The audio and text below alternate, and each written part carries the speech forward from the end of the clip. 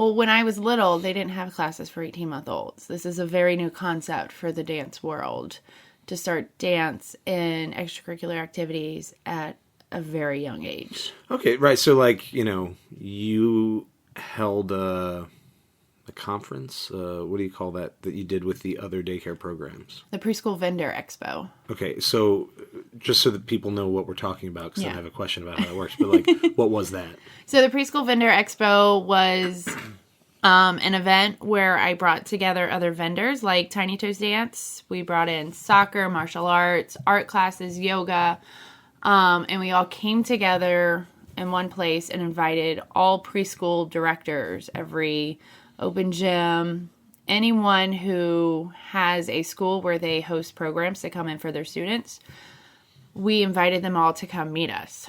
So just a meeting of right, and so businesses. and so I asked that one because it's a really cool event. I think it's a good idea. It's never been done, right? And it seemed well received, right? Yeah, I mean, a lot of people were really interested in it. I think we need to work on our timing and scheduling, but otherwise, right. I think it was a really cool event. So, it's the first time that you've done something like this. Maybe the first time something like that has been done in the area where we live and work. In our area, mostly, And really, to your previous point, it's maybe the first time it's ever been necessary. Because, like you said, when we were little kids, most children's activities start when you're 5 or 6 or 7 years old. 5 or 6, and you have, like, the Parks and Rec, and there weren't these private businesses going out and serving the community for working parents. Because also when we were little, we usually had, like, a parent or a grandparent at home with us. Right, or nowadays, especially in our area, it takes 2 incomes to really. But a lot of that stuff was also done in the evening. Yes, and doesn't start until I played. For example, I started playing t-ball. I think it was at the end of kindergarten. Yeah. I was 5. Yeah. Our son is signed up for t-ball, and he's 3. He's 3 3/4. The season's going to be almost done before he turns 4. Now, he's the youngest kid. He's one of the youngest kids on the team. But that wasn't even an option. Right. That's a whole year and a half before we even had access. So you're saying, doing dance at 18 months or 2 years wasn't an option.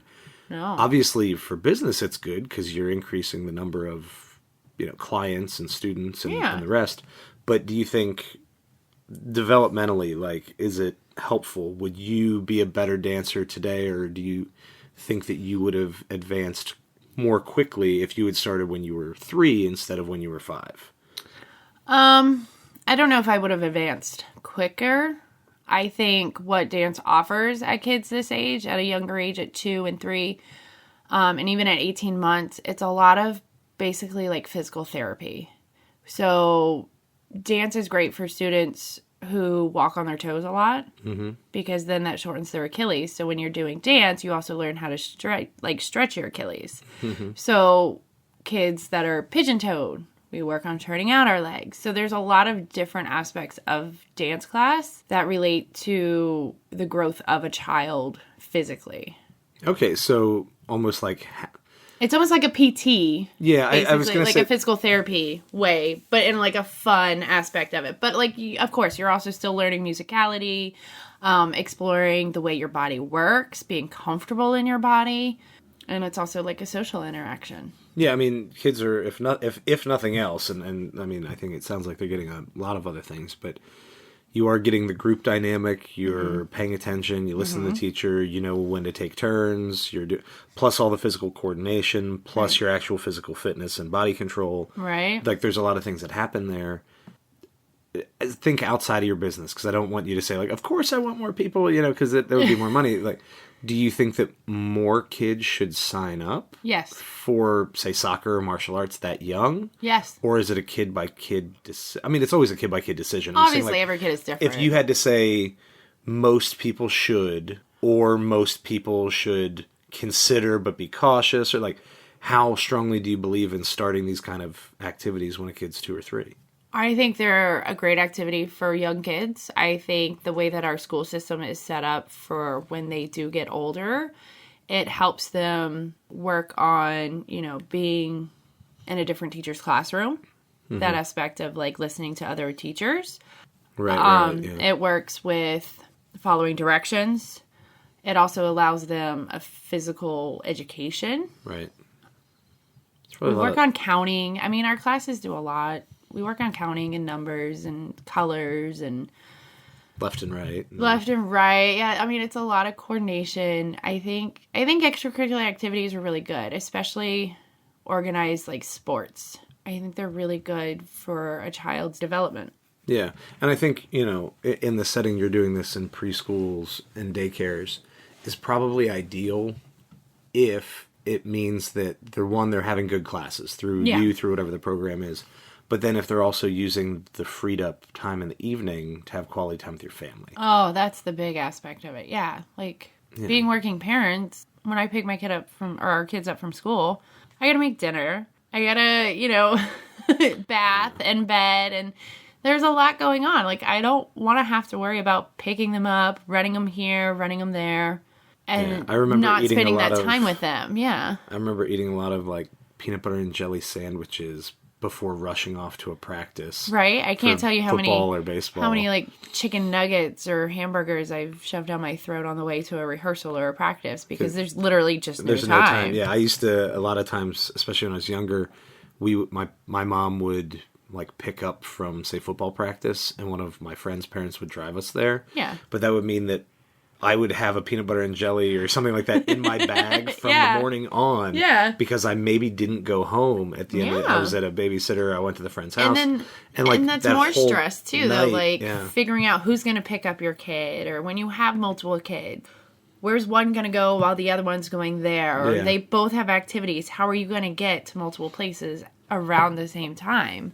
How do you coordinate weekends? And I think one of the things that I worry about, not so much for your business, though it probably applies, but I worry about it for our own kids, is overscheduling. Yes. And so that's where I brought up, like, using that as time to have dinner with your family, to talk, to read a book, to play a game, do something together. If people are using this as an opportunity to do an extra class during the day, which then frees up time to do another scheduled activity at night, not that that's always bad, depending on the activity, but I think we maybe overschedule a lot of kids. I see a lot of high school students that are very stressed, they're very anxious, they don't have a lot of free time, and they don't see those things as optional. And so by starting early, if you use the time well, it's awesome. You get a class, and you get time with your family. Mm-hmm. If the parents use it as a class... Are using that time with your family, like in the evenings and weekends, actually with your family. Right. If they slam another class in there, another activity... And it doesn't mean it's automatically bad. I just think maybe you're setting the kid up to grow up thinking that's normal. And by the time you're 17, you have no idea what to do with free time. Yeah, like how to just sit down and relax and just let your mind go. Doing homework until 3 in the morning because you're always overscheduling your other time. With Tiny Toes, I do have several students that will take breaks to do another activity. So I see that within my own program, where parents understand the whole overscheduling aspect of it. I mean, it's also a lot of money to be in all these activities. And because we don't have a contract with Tiny Toes, you can come and go when it works for you. Some students will take a break to go do a swim class or go play soccer. Right. And then they come back. Yeah. So I do see that parents are mindful of that, the overscheduling, with some of them. I don't know how all of them work. Right. But... I mean, in my mind, that's what I'm just thinking, like, in terms of sort of the upside of the whole thing is you get these classes, you get the coordination, the discipline, the social interaction, an actual foundation, like a good foundation in dance or whatever the other activity could be for the other programs. But what else do you do with it, so to speak, And so I just would worry that people take that too seriously. So one of the things that I think a lot about for extracurricular activities is the idea of specializing. Mm-hmm. When I was little, I played t-ball, and then I think in second grade you start, and I did football, and then end of elementary school, beginning of middle school, I did basketball and wrestling. All I did was dance.